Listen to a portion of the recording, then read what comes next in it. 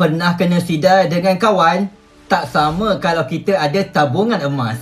Apabila kuasa beli duit tunai semakin merosot, nilai tabungan emas kita kekal berdiri teguh. Simpanan emas kekal menjadi penyelamat dalam keuangan kita, sama ada apabila berlakunya inflasi, krisis ekonomi, dan emas juga boleh membantu kita di saat keluarga kita ditimpa kecemasan. Menabur emas bukan hanya membuat simpanan dalam bentuk aset fizikal yang bernilai, akan tetapi simpanan emas adalah simbol kestabilan yang tidak boleh ditiru oleh duit kertas. Simpanan emas tetap bernilai apabila semuanya jatuh. Dalam dunia yang penuh ketidakpastian, simpanan emas adalah pelindung ekonomi yang paling kukuh dalam kehidupan kita. Jangan tunggu krisis ekonomi berlaku baru nak menyesal. Mulakan tabungan emas hari ini. Hubungi Hafizul untuk mulakan tabungan emas dengan ilmu. Hafizul bimbing sebaiknya.